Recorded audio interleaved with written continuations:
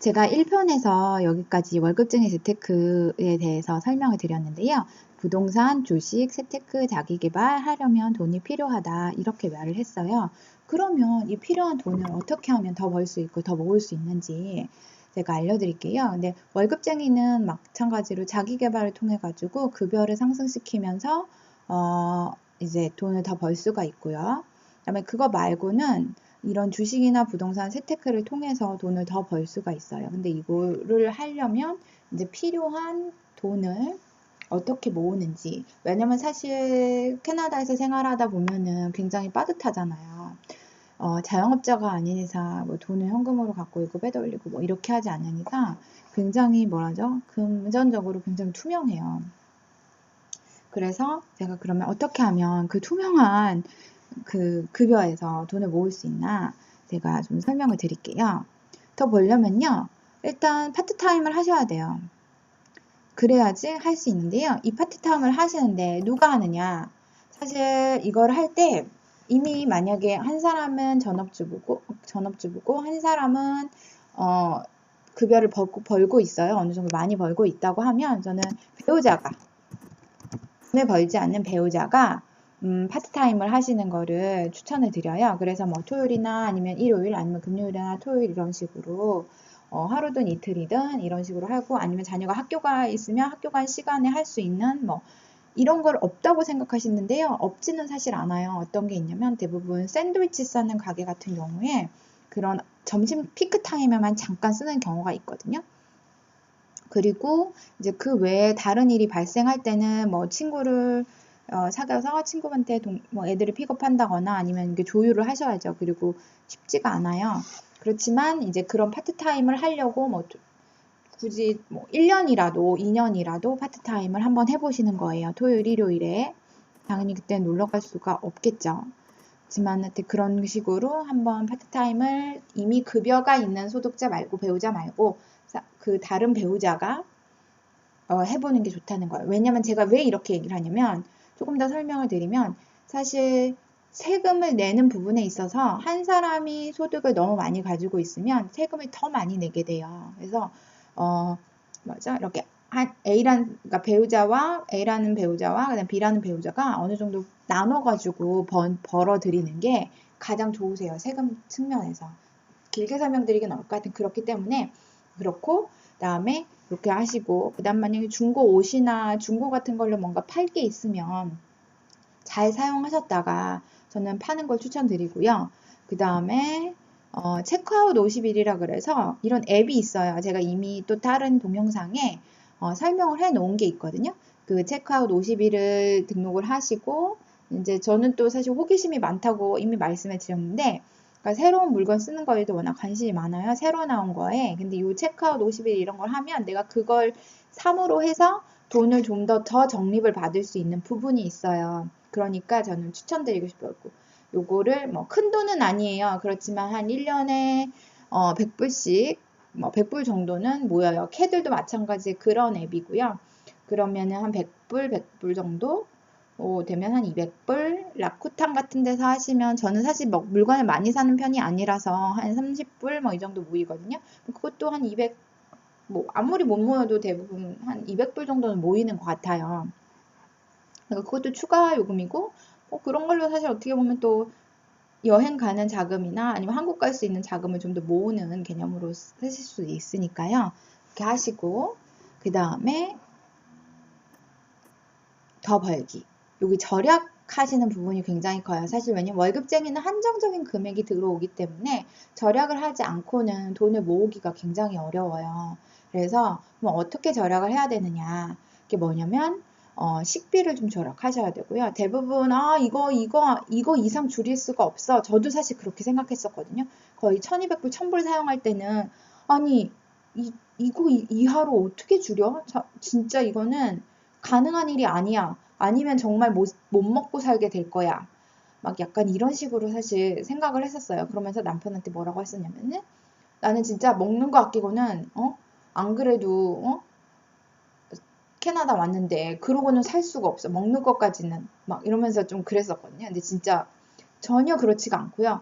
오히려 효율적으로 사용하면서 버리는 그런 게 줄어들었고, 그다음에 대부분 다 먹는 걸로 이제 하고, 그다음에 제가 또 절약을 한다고 해서 이게 먹는 게 부실해지면 안 된다는 생각이 좀 생겼어요. 그러면서 좀 더 내가 어떻게 하면 잘 먹일 수 있을까? 어떻게 하면 잘할 수 있을까? 약간 이런 생각들을 한 것 같아요. 그래서 인터넷에서 좀 다양한 어떤 조리법이나 다양한 방법, 약간 이런 걸 많이 찾았어요. 그래서 그런 걸로 많이 식비를 아꼈고, 그 다음에 아낀 식비로 이제 또 퀄리티 높은 음식 먹고, 그다음에 내 자신으로도 좀 더 이제 좀 아무래도 조금 부지런해져야 되는 부분은 있어요. 그렇지만 이제 그런 부분도 저는 또 그때 썼지만 외식을 별로 좋아하지 않고, 근데 밥하기는 또 싫어한다고 했잖아요. 그러니까 밥하기 싫은 거를 저는 이거를 내 내면에 있는 뭔가를 물리치고,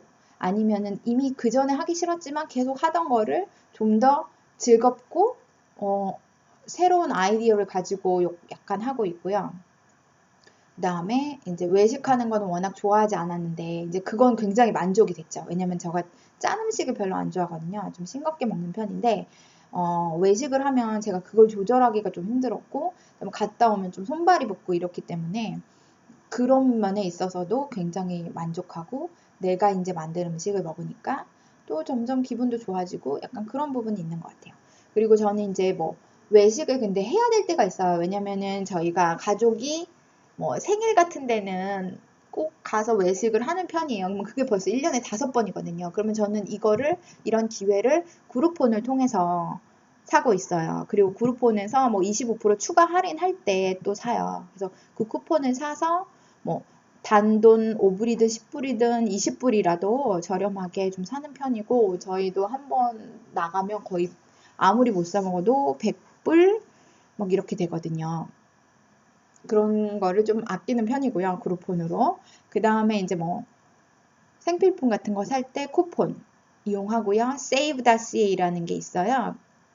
거기서 이제 쿠폰 같은 거 뽑아서도 하는데요. 지금은 좀 잘 안 해요. 왜냐면은 이게 프린트가 있어야 돼요. 그래서 그 프린트를 가지고 뽑을 수가 있기 때문에 저는 사실 잘 안 해요. 왜냐면 잉크 값도 너무 비싸고 약간, 근데 만약에 그냥 노는 게 있고, 잉크도 사실 계속 안 쓰면 말라버리잖아요. 그래서 저도 이제 말라버린 잉크가 있어가지고 사용할 수가 없거든요. 그래서 그런 거 만약에 말라버리기 전에 다 써버려야 되니까 쿠폰 끊어가지고 하시면 좋고, 그 다음에 계속 제가 말씀드리지만 캐나다에 있는 그로서리 마켓은 서치를 해보시면 돼요. 프라이스 매치를 하는지 안 하는지. 그래서 확인하시고 프라이스 매치 되는 매장에 가서 하시고, 되도록이면 구매할 때 자기 집하고 가까운데 가셔가지고 구입을 하시고, 그러면 이제 기름값도 조금 드는 효과도 있고요. 그 다음에 계속 그런 식으로 이용을 하다 보면 다른 포인트나 이런 것들이 점점 더 많이 쌓이게 되고요.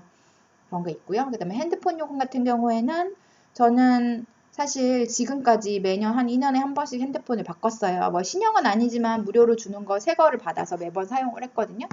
근데 제가 볼 때는 저도 이제 다른 데로 옮길 거예요. 특별히 캐나다를 벗어나지 않고 잘 따져보세요. 그러면은 그냥 모바일 퍼블릭인가? 거기에서 하시면 제가 지금 쓰고 있는 똑같은 플랜을 하는데 한 25불인가? 30불 정도만 주면 되는 거예요.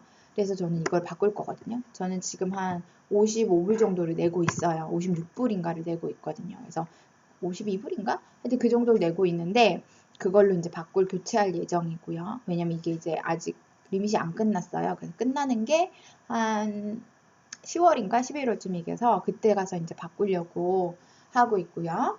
그 다음에 인터넷 요금 같은 경우에도 저렴한 데가 많이 있어요. 약간 뭐라 그러죠? 2류 아니고 3류라고 해야 될까요? 근데 모르겠는데 그런 업체들도 많이 있어요. 그리고 그런 업체 사실 저도 썼었거든요. 근데 저는 굉장히 만족했어요. 특히나 인터넷하고 그냥 그 정도는 굉장히 만족스러운데, 우리 큰애가 게임을 좋아한다고 했잖아요. 그래서 게임을 하려니까 그거보다 더 스피드가 빠른 그 인터넷이 필요했어요. 그래서 저는 지금 멀진 모바일을 쓰고 있고, 굉장히 만족하고 쓰고 있고, 저번에 이제 프로모션 받아서 굉장히 싸게 썼는데 그 이후에 프로모션이 끝나서 좀 비싸게 쓰고 있었어요. 근데 이번에 코로나 사태가 터지면서 저도 또 이걸 한번 다시 전화를 해서 좀 어렵다, 좀 다른 딜을 받을 수 있는 게 있느냐, 약간 이런 식으로 얘기를 했더니 다행히 그쪽에서 뭐 괜찮게 받는지 이거 딜 해주는 사람 바꿔줘가지고 바로 그 프라이스를 좀 다운을 시켜줬어요. 다행히. 그래서 그것도 세이브를 했고요. 그 다음에 이제 세금 절약해야 되는 부분이 있는데요.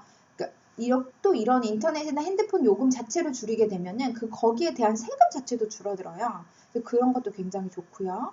그 다음에 그거 말고도 이제 뭐 RRSP나 이런 걸 통해서 세금을 절약해야죠.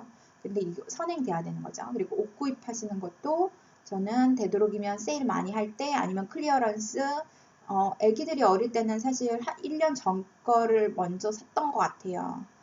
근데 그거를 굉장히 조심해서 사야 되죠. 왜냐면은 애들이 진짜 빨리 크는 애들도 많이 있거든요. 그러니까 많이 사놓지는 않고요. 한두 개 사놓고 그 다음에 뭐 주변에 아는 사람, 친구나 친지 그때 당시에는 있었어요. 지금은 토론토로 내려와서 거의 아는 사람이 없기는 한데 주는 사람도 없고요. 그런데 이제 제가 다른 퀘벡의 몬트리올 살 때는 주시는 분들이 계셔서 그분들이 주시는 거 너무 감사하게 잘 받아서 입혀가지고 너무 좋았고요. 그 다음에 이제 옷은 그런 식으로 뭐 올드네이비나 아니면 갭 이런 데서 가면은 진짜 막 70% 하는 경우도 있어요. 그리고 클리어런스가 붙으면 진짜 싸거든요. 그리고 우리 애들 같은 경우에는 팬티는 또 갭이 너무 잘 맞아가지고 진짜 지금까지 클 때까지 팬티는 항상 갭으로 사줬는데 갭에서 항상 클리어런스 할 때만 정말 사줬어요. 그게 생각보다 비싸거든요. 근데 그런 식으로 구입해주고 그 다음에 생필품 같은 것도 제가 모으는 그 옵티멈이라고 있거든요. 옵티멈 포인트. 그 노프릴이나 샤펄스 말했죠. 슈퍼스토어 같은 데서 하는 통합적인 그런 포인트가 있는데 그런 포인트를 모아가지고 저는 사실 사는 편이고요. 그러니까 생필품을 사는데 거의 돈이 안 들어요. 그 생필품을 살 때는 제가 샴푸, 뭐 그다음에 칫솔, 치약, 그다음에 휴지, 뭐 이런 거 위주로 사는 편이고요. 항상 써야 되는 것들 사고요. 그리고 집에서도 항상 그런 걸 또 많이 사놨다고 해가지고 함부로 사용하면 안 되거든요. 생리대나 뭐 이런 것도. 그리고 그래서 그런 것도 굉장히 아끼는 편이고요. 그리고 다른 걸로는 이제 저는 사실 생리대도 쓰지만 위생용품 중에서 그다음에 뭐 탐폰도 쓰고 그다음에 그 생리컵도 써요. 그래서 이 세 가지를 적절히 조화를 이루어가지고 쓰는 편이고요. 그러면 이제 생리컵 같은 거 쓰는 경우 이거는 계속 다시 사용하고 재사용하는 거기 때문에 이제 뭐죠? 환경 보호도 되고 그다음에 뭐 내가 근데 필요할 때 맞춰서 사용하다 보니까 이게 저는 이 세 가지가 사실 다 있어야 되더라고요. 그래서 굉장히 잘 쓰고 있고 너무너무 좋아하고 있고 만족하고 있고 그 뭐죠? 생리대 가격도 그렇고 제가 다시 한번 얘기 드리지만 그 환경 보호도 하고 너무 좋고요. 또 다른 절약 방법으로 이제 여행 경비 같은 것도 저는 절약을 하는 편이에요. 어떤 식으로 절약을 하냐면 이 여행 경비는 호텔 같은 거는 사실 저는 어떻게 하냐면요. 그 신용카드 있잖아요. 그 포인트를 모아가지고 호텔을 잡아요. 그래서 여행을 하고요. 그 다음에 만약에 저희는 이제 요즘 애들이 커가지고 그 이후부터는 겨울에 항상 스키나 보드를 타러 가거든요. 근데 스키나 보드를 타러 가면 이게 또 세일하는 사이트가 있어요. 미리미리 사면. 그래서 그 미리미리 세일하는 사이트에서 좀 뭐 몇십 불이라도 근데 사실 저희랑 저랑 남편은 지금은 안 타요. 이제 애들이 혼자 다 잘 탈 수 있기 때문에. 그래서 그런 것도 이제 소소하지만 하여튼 몇십 불이라도 한 명당 아껴가지고 사용하고 있고요. 육아비는 사실 지금 현재 잘 들지는 않지만 아까도 말씀드렸지만 뭐 기저귀 사는 거니 이런 것들 다 포인트 같은 걸로 그 옵티멈 플러스로 하시면 굉장히 도움이 많이 되고요. 그 다음에 냉난방 같은 경우에도 이제 뭐 아끼실 수 있죠. 조금 덜 튼가거나 선풍기를 돌린다거나 에어컨하고 선풍기를 같이 돌린다거나 뭐 이런 걸 통해 가지고 다 줄이도록 하고 있고요. 그 다음에 이제 교육비 같은 경우에는 그러니까 캐나다도 사실 사교육하시는 분들 굉장히 많아요. 근데 저희는 사실 사교육을 따로 하지는 않아요. 왜냐면 제가 말씀드렸지만 내 자녀를 알기 위해서 우리 애들은 뭔가, 그죠? 동적인 거 하는 거를 사실 별로 안 좋아해요. 그리고 다른 애들하고 같이 몸을 부딪히는 것 자체도 별로 좋아하질 않아요. 그래서 그냥 자기 혼자 뭐 말하자면 만화책을 본다거나 유튜브를 한다거나 아니면은 게임을 한다거나 이런 걸 더 좋아하거든요. 그래서 뭐 특별히 액티비티는 하지 않고 있고요. 그 대신 이제 제가 산책을 워낙 좋아하기 때문에 주말이나 이럴 때 지금은 요즘은 잘 안 나가요. 그렇지만 주말에는 산책을 좀 하러 가는 편이고 그 다음에 그 산책하는 곳을 하이킹 이런 거 위주로 다니는 편이고요. 아니면 이제 뭐 동네 한 바퀴라도 도는 편이고요. 그 다음에 이제 어떤 게 있죠. 교육비는 이제 사실 공부를 어느 정도 잘해요, 애들이. 그래서 그닥 다 따로 뭐 비용을 추가해서 낸다거나 그러진 않고요. 그렇게 그래서 교육비는 만약에 제가 볼 때는 별로 안 좋지만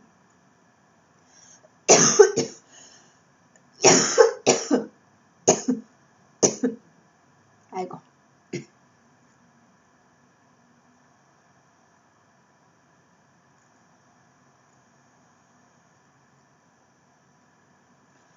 교육비는 사실 많이 들질 않아요. 왜냐면은 우리 애들이 워낙 뭐죠? 동적인 것보다는 정적인 거를 좋아하기도 하고요. 그래서 집에서 TV 보거나 아니면 유튜브 하거나 만화책 보거나 아니면 책을 읽거나 약간 이런 걸 더 좋아해요. 그래서 그냥 그걸 마음껏 하게 되도록이면 놔두고요. 그 다음에 두 번째로는 이제 학교에서 하는 프로그램을 전 최대한 이용하려고 해요. 그리고 다행히 우리 애들도 그걸 좀 잘 따라주고 있어요. 그래서 첫째 같은 경우에는 색소폰을 불어요. 그래서 색소폰 하고 있고, 근데 그 대신 악기는 아예 돈을 주고 새로 사줬고요. 그 다음에 딸 같은 경우에는 플룻을 하거든요. 그래서 그것도 악기 당연히 새로 사줬고요. 플룻을 하고 있고요. 그래서 뭐죠? 이렇게 잘 그런 건 하고 있고, 뭐 안타까운 점은 이제 셋째는 여긴 아직 초등학교 때 악기를 안 가르쳐 주더라고요. 왜냐면 우리 큰애 같은 경우에는 퀘벡에서 있을 때 이미 5학년부터 그 오케스트라 같은 그런 게 있었어요. 그래서 진짜 콘서트를 너무 잘했거든요. 어, 선생님도 워낙 잘 가르치기도 했고, 그래서 이미 색소폰을 볼고 있었고, 어, 그랬었고, 그래서 하여튼 색소폰하고 하나는 플룻을 하고 있고, 자기들이 음악을 어느 정도 딱 가르치지도 않았는데, 원하는 게 있고, 그 악보가 있으면 할 줄 알더라고요. 그것도 좀 신기하기도 하고, 잘 하고 있고, 학교에서 뭐 익스트라로 또 무료로 가르쳐 주고 있으니까, 그거 잘 하고 있고, 그 다음에, 또 어떤 학교 수업 워낙 자체를 잘 따라가요. 대부분 공부를 잘 하기 때문에. 그래서 걱정하지 않고 그냥 그대로 일단 놔두고 있고요. 교육비는 이런 식으로 거의 안 들이고, 이제 학교에서 근데 뭐 어딜 간다거나 액티비티를 한다거나 이런 부수적인 비용들이 들어요. 아니면은 학교에서 뭘 판매하는 뭔가를 한다거나 이런 거, 저는 그것도 자체도 다 사실 교육비로 넣어서 사용하고 있거든요. 그리고 또 하나는 뭐 은행 수수료 같은 부분이 있어요. 이거는 이제 은행에 뭐 얼마 정도 이상 넣어 놓으면은 무료일 수도 있고요. 아니면 내가 얼마 이하로 트랜잭션이 있다 그러면 그거에 맞춰서 사용하시는 것도 좋고요. 그리고 내가 만약에 학생이다. 그러면 학생 계좌면 또 가서 얘기를 하면은 그게 무료로 그 학생 기간 동안 하실 수가 있고, 그다음에 연장을 뭐 매년 하는 것도 있고, 다 은행마다 규정이 다르기 때문에 그거는 확실하게 확인해 보시면 되고요. 그 다음에 저 같은 경우에는 카드 연회비도 좋은 카드를 써요. 근데 카드 연회비도 뭐죠? 아끼고 있어요. 근데 그 카드 연회비를 아끼는 게 왜 좋으냐면, 말하면 여행 갈 때 무료 보험이 되고요.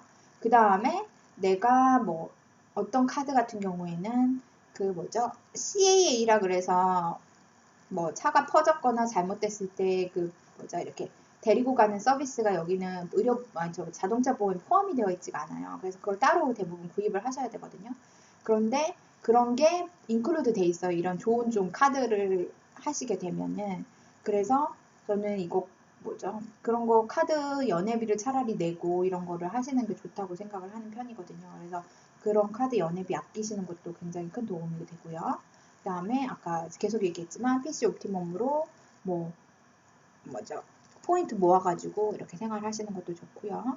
그리고 또 다른 걸로는 이민 생활 해보시면 아마 아실 거예요. 내가 몰라서 당하는 것들이 굉장히 많아요. 내가 몰라서 당하거나 그러면 어떻게 되냐면 그걸 뭘로 메꿔야 되냐면 돈으로 메꾸셔야 돼요. 제가 일례로 말을 하면 그리고 여기서 이제 말하는 사람들이 뭐라고 하냐 그나마 돈으로 메꿀 수 있는 일은 가장 쉬운 일이다 이렇게 얘기를 하거든요.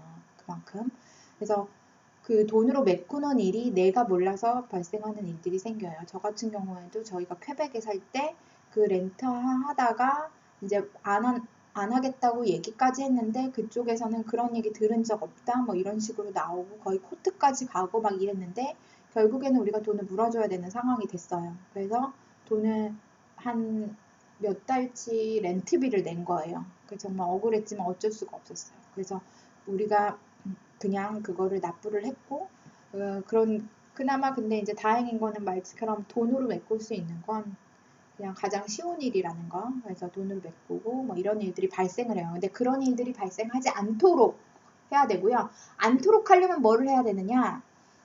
좀 뭐라 그러죠? 왜냐면 한국에 내가 있었으면 내가 이미 주워들었던 게 너무 많은 거예요. 나도 모르게 알고 있었던 사항들, 나도 모르게 뭐 친구한테 들었던 내용들이 많이 있지만 이민을 오면 모든 게 백지가 된다고 생각을 하시면 되세요. 그래서 그 백지 상태에서 이제 하나씩 익혀가야 되는데 그 과정 중에서 한 번에 모든 걸 다 익히기가 어려워요. 그러다 보니까 다른 사람들이 경험한 거를 이제 들으면서 아 이렇구나 이렇구나 이렇구나 하면서 알게 돼야 돼요. 왜냐면 일례로 말하자면 한국은 뭘 놓고 간다고 해서 그걸 훔쳐가진 않잖아요. 가방 같은 거를. 근데 여기서는 내 가방을 내 몸에서 띄면 안 돼요. 웬만하면. 내 핸드폰을 나의 몸에서 띄면 안 돼요. 왜냐면 이거를 그냥 놓고 테이블에 놓고 그냥 갔다가는 바로 훔쳐가요. 누가. 훔쳐갈 확률이 굉장히 높아요. 그것뿐만 아니고 말하자면 자동차에다가 뭐 동전이나 이런 걸 놓고 또 위치도 중요하죠. 내가 만약에 다운타운에 차를 세워놨다고 하면 이건 정말 또 확률이 높아지는 거예요. 내 자동차의 유리를 누군가가 깨고 그걸 가져갈 수 있는 거예요. 그러니까 굉장히 조심하셔야 되고요. 이런 부분들을. 그리고 이런 경험들이나 이런 것들을 많이 간접 경험을 하셔야 돼요. 그러니까 유튜브를 보시던지 뭐 이런 걸 통해서 그런 비용들을 되도록이면 줄여나가셔야 돼요. 아, 이렇게 해서 이런 비용이 발생할 수 있구나. 이래서 이렇게 비용이 발생할 수 있구나. 이렇게 하셔야 되고 특히나 저는 다운타운에 차 끌고 가는 것도 정말 비추해요. 왜냐면 거기가 너무 복잡하고 차도 많고 그 다음에 운전하는 사람들이 좀 거칠어요. 그러다 보니까 굉장히 엄청난 방어 운전을 하셔야 되거든요. 근데 그것도 사실 처음에 쉽지가 않고 그다음에 도대체 길이 이게 어떻게 된 건지 저게 어떻게 된 건지 좀 헷갈릴 때도 있어요. 그러니까 되도록이면 다운타운은 진짜 그냥 차라리 지하철을 타고 갔다 오는 게 훨씬 더 뭐죠? 위험 요소를 줄일 수 있는 이런 방법이라고 저는 생각을 하고요. 이런 것들을 좀 많이 알아가시는 게 좋아요. 특히 만약에 이민 오신 처음 오신 분들이라면. 그리고 지금도 살고 있지만 그냥 그리고 또 이민 오면 한 가지가 그냥 나 안에 갇혀 살거든요. 내가 모르는 게 너무 많아요. 왜냐면 뉴스 같은 거나 사건 사고 같은 것도 보지 않으면서 그냥 내가 생각한 캐나다로 그냥 내가 느꼈던 캐나다로 그냥 사는 경우 살 수 있거든요. 그렇게. 근데 그렇게 한다기보다는 전체적인 걸 계속 흐름이나 이런 걸 보는 걸 추천드리고요. 그리고 내가 생각하는 소비는 뭐냐면요. 사람들은 소비를 하고 싶어 해요. 그렇죠, 당연히. 우리 남편 정말 뭐 사는 거 엄청 좋아하거든요.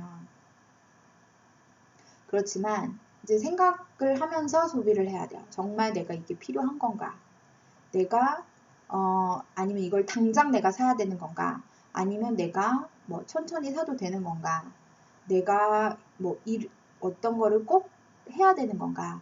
아니고 당장 해야 되는 건 아니고 내가 천천히 해도 되는 건가? 뭐 이런 거 있잖아요. 플랜을 짜셔야 돼요. 머릿속으로 좀 생각을 해야 돼요. 아, 내가 명품을 갖고 싶다. 그쵸?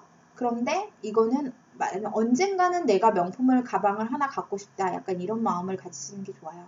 그래서 내가 당장이 아니라 내가 10개, 3개, 20개, 100개 이런 느낌이 아니라 내가 명품 가방을 사기 위해서 어떤 모아가는 돈을 모아가는 재미? 약간 이런 걸로 좀 생각하는 게 좋을 것 같아요. 그래서 저는 그런 게 바로 생각하는 소비라고 생각을 하고요.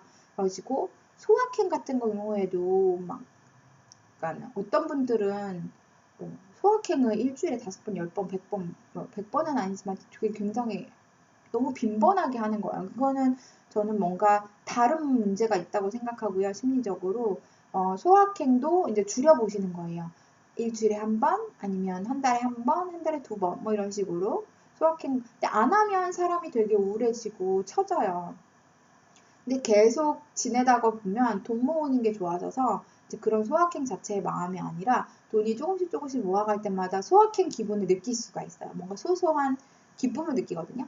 근데 하여튼 뭐 그 전에는 소확행도 하셔야 되는데 그걸 줄여나가는 상황에서 내가 5번을 했으면 3번만 하고 내가 3번을 했으면 1번만 하고 이런 식으로 좀 줄여나가시고 생각하는 소비했으면 좋겠고요. 그다음에 낭비하지 않도록 저도 아직도 사실 뭐 음식 같은 거 재료 샀다가 버리는 일도 있고 음식을 했다가 좀 안 먹고 좀 그러면 버리는 경우도 사실 생겨요. 그렇지만 되도록이면 뭐 미리 끓여놔서 상해가지고 버리는 일 없도록 하는 거죠. 노력을 하는 거지 뭐 그런 일이 벌어지지 않는 건 아니지만 낭비하지 않으려고 노력하고요. 그다음에 우리 식구들이 잘 안 먹는 거는 사실 잘 안 사려고 저도 하고 있고요. 안 사고요. 그다음에 여행 같은 것도 이제 뭐죠? 1년 남들 갈 때마다 가는 게 아니라 어떤 충동적인 게 아니라 내가 플랜을 짜는 거예요. 내가 나의 삶의 주인이 되는 거예요. 그래서 내가 이번에는 뭐 몇 번을 가겠다. 근데 이러다가도 이제 아는 사람이 있거나 친구가 있거나 이러면 당연히 플랜이 바뀔 수도 있죠. 그거는 그렇게 되면은 그 친구 플랜으로 가게 되면은 내가 가지고 있던 플랜은 그냥 뭐 없앤다거나 또 수정을 해야 되는 거죠. 그런 식으로 저는 이제 여행 같은 것도 이제 생각하면서 소비를 하고 있고요. 액티비티 같은 거는 진짜 저희가 퀘벡에 살 때는 무료 액티비티가 정말 많았어요. 그래서 무료로 여행 갔던 경우 액티비티 갔던 경우가 너무너무 많아요. 근데 토론토는 제가 생각할 때 정말 사소한 것도 돈을 많이 받긴 하더라고요. 입장료 같은 것도 워낙 세고. 그래도 하물며 여기도 무료 액티비티가 있어요. 그러니까는 잘 찾아보시면 있거든요. 그러니까 시간대나 이런 걸 찾으셔가지고 내가 그 시간에 맞춰서 무료로 할 수 있는 액티비티는 정말 하라고 저는 하는 편이에요. 그래서 그런 걸 하려고 가고 이제 느끼고 만약에 거기 가서 재미없었다 하더라도 저는 그 액티비티에 가서 그걸 또 느낀다고 생각을 하거든요. 그러니까는 그런 걸 하고 뭐죠? 뭐 할로윈 같은 것도 참여하고 뭐 이제 이런 식으로 그다음에 이런 식으로 하고 있고 그다음에 외식 같은 경우에도 제가 말씀드렸지만 그렇게 그룹폰을 이용한다거나 그다음에 자녀들이랑 이제 뭐 생일에는 꼭 간다거나 이런 룰이 있거나 아니면은 뭐 누군가를 초대해야 됐거나 뭐 이런 데 있는데 같이 외식을 해야 된다고 하면 당연히 되도록이면 그런 생일이나 이런 거 같이 맞춰서 아니면은 뭐 일주 정도 남아있는 생일이라면 저는 사실 좀 땡겨서 하는 편이에요. 그러면 같이 모여서 같이 뭐라 그러죠?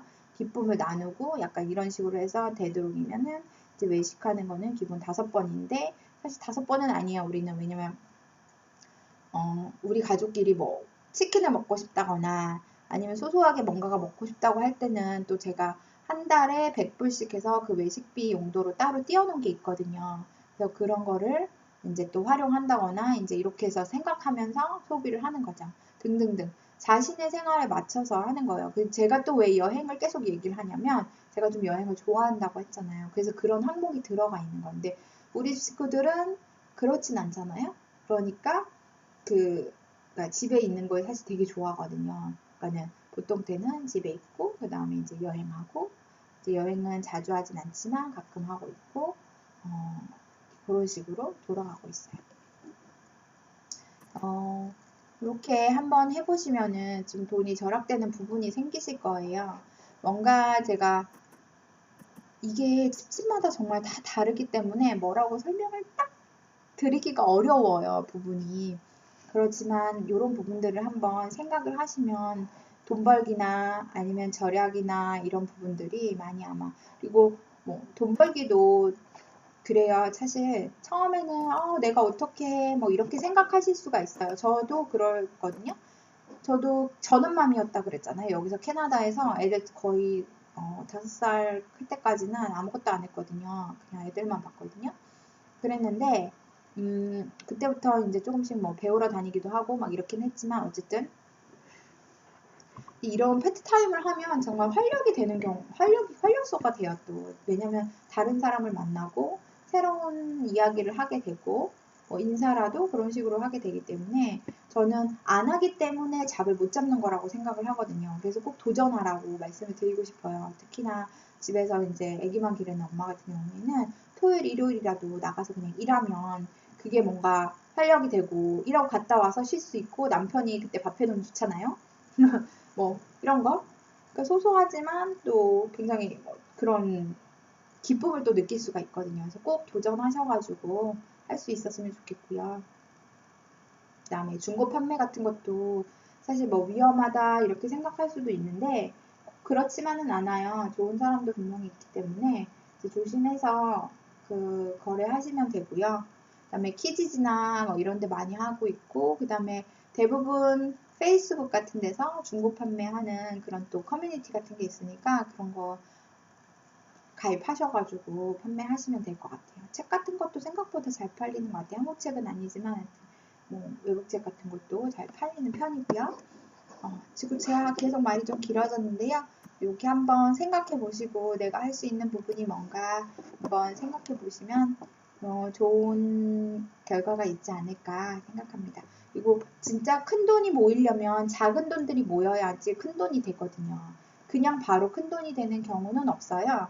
그러니까 조금씩 조금씩 한번 실천해 보시면 많은 도움이 되실 거라고 생각합니다.